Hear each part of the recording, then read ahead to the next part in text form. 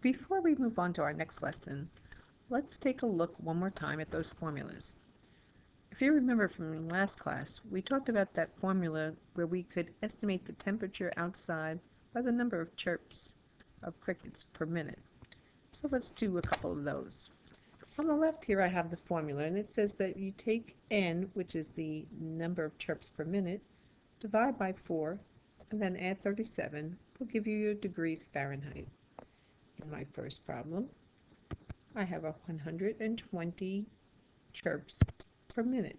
So F is equal to 120 divided by 4, and then we'll add 37. Go ahead and simplify,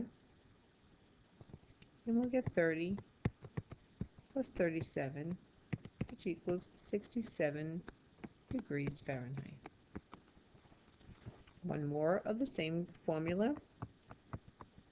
Degrees Fahrenheit will be equal to 80 divided by 4 plus 37. That's going to give me 20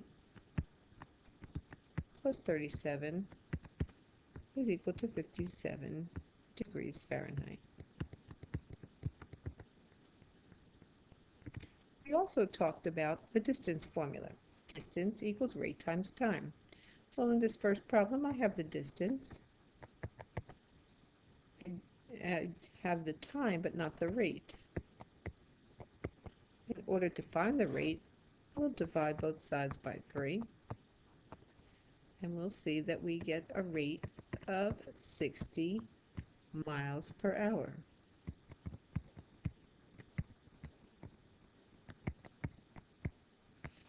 Remember to keep the units intact so we know exactly what we were measuring for. It wasn't miles, it wasn't hours, it was miles per hour, which is the rate.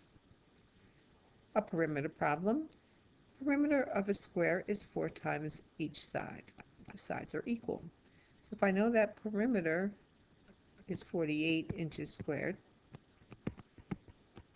and I have to solve for S, I'll divide both sides by 4. We'll see that each side is equal to 12 inches. And there you have some practice problems on using your formulas. In our next section, we're going to go back to solving equations, but this time we'll be solving them with decimals. We're going back to what we already know about using our addition and subtraction properties of equality, which means whatever we do on one side, we do on the other. And again, we're applying that to decimals now. So in this first problem, and a reminder before we start the problem, is that when you add or subtract, you should line up the decimals, one right under the other. That'll line up your place values, and you'll be all set to go. In my first problem, most of the times I write them horizontal in the beginning, but again, because I'm highlighting the fact that we want to line up our decimals, I'm going to do the same thing on both sides. Cancels on my left, I've isolated n. In a subtraction, I see that I'm just going to bring down that decimal and subtract. My answer is n is equal to 14 and 1/10. We want to get in the habit of reading decimals correctly. On to our second problem. X plus 4 5/10 equals 9 7/10.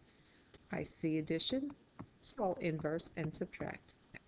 I'm going to line up those decimals. And once again, when I subtract, I'll get 5 2/10. You could check it by placing it back in the original. We've done that before as well. One more, let's subtract, because I see addition. Now, here we notice again that I'm lining up my decimals. Let me do that a little bit better.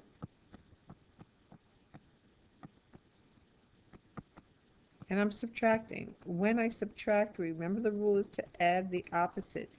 I now see that I have same signs, so I'm going to add them. So I'm going to get 47 and 75 hundredths.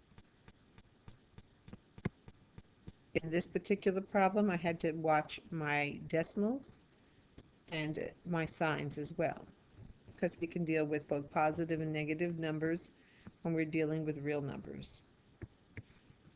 Now, in these first few problems, we use the subtraction property of equality by subtracting the same number on both sides. Now let's apply our addition property of equality. We're going to add same number on both sides. And whether it's addition or subtraction, we line up our decimals. And then we'll just add.